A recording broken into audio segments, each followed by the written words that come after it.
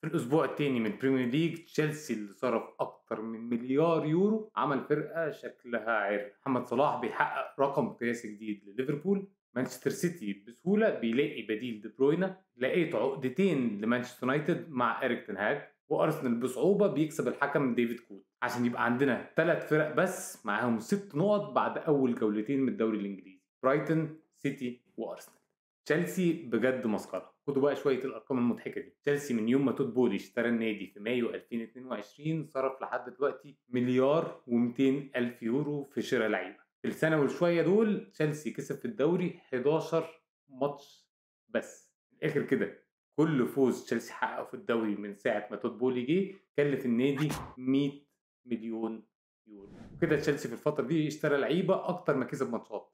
اشترى 24 لعيب وكسب 11 ماتش. وبجد انا مش عارف ازاي بكل الصرف ده بكل اللعيبه دي وده التشكيل الاساسي اللي تشيلسي لعب بيه قدام ويست هام. لا ولا الاحتياطي. مين دول؟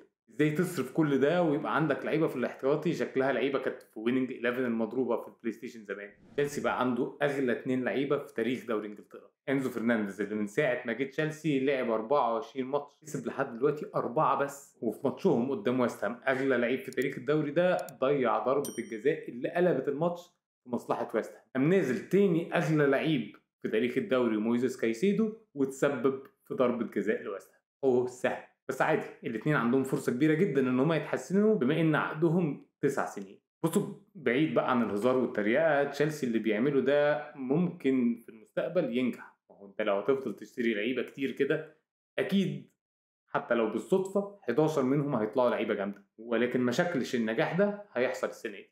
نسيب بقى حوسه تشيلسي ونروح لحوسه مانشستر يونايتد اللي خسر 2-0 من توتنهام. مانشستر يونايتد مع إيريك تنهاج عنده عقدتين. اولهم عقده اللعب في لندن. تنهاج مع يونايتد لعب 10 ماتشات في لندن وكسب ماتش واحد بس منهم، اتعادل في 3 وخسر في 6. اما العقده الثانيه بقى وفعلا دي اللي تقلق، ان يونايتد مع تنهاج خسروا من التسع فرق الاولى اللي كانت في ترتيب الدوري من الموسم اللي فات بره ارضهم بنتيجه 30-8. صراحه حاجه تكسف لفرقه كبيره زي مانشستر يونايتد. الغريب قوي ان بجد نحس ان تنهاج مع يونايتد بعد سنه من تدريبهم لسه مش عارف يحط بصمته ولا يخليهم يلعبوا بالطريقه اللي هو عايزهم يلعبوا بيها، لدرجه ان في اول ماتشين لعبوهم الموسم ده شاط عليهم لحد دلوقتي 40 شوطه على الجول. واضح ان الدفاع شوارع.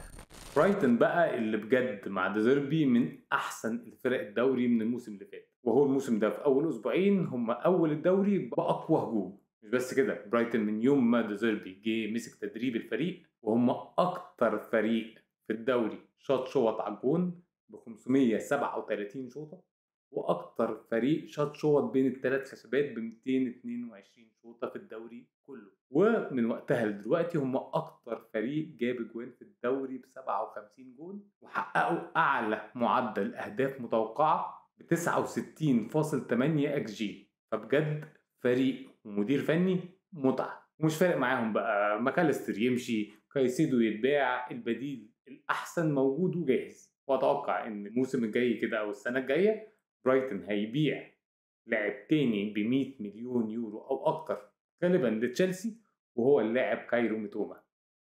ميتوما اللي بجد مقدم اداء من الموسم اللي فات للنهارده رهيب، وفي الماتش ده جاب جون بجد ماركة ميسي. محمد صلاح مع ليفربول بقى جايب 187 جون عشان يعدي رقم أسطورة ليفربول ستيفن جيرارد. مش بس كده، محمد صلاح بقى أول لاعب في تاريخ النادي يسجل أو يعمل أسيست في 10 ماتشات ورا بعض في الأنفيلد، وأول لاعب يعملها في الدوري من سنة 2015 لما جيمي فاردي عملها مع ليستر سيتي. سألت أنا في الحلقة اللي فاتت بعد إصابة دي بروينا إذا كان مانشستر سيتي وجراديولا عنده البديل اللي يقدر يعوض غياب لاعب زي ده. الإجابة واسمه في الفوت. كان نجم ماتشهم قدام نيوكاسل وصنع 7 فرص لفرقته. الرقم ده من يوم ما جراديولا مسك تدريب الفريق لحد النهارده ما حصلش للسيتي إلا 13 مرة قبل كده. مرة كان ديفيد سيلفا، 10 مرات كان كيفن دي بروينا، ومرتين في الفوت. وبالفوز ده سيتي كده كسب 17 ماتش ورا بعض على أرضه في الاتحاد، الحاجة اللي أول مرة يعملها في تاريخه. عشان كل ما نفتكر إن سيتي خلاص كده حطم كل الأرقام يحطم رقم جديد. أرسنال بقى من يوم ما أرتيتا جه لعب معاه 4 ماتشات يوم الاثنين بالليل خسرهم كلهم.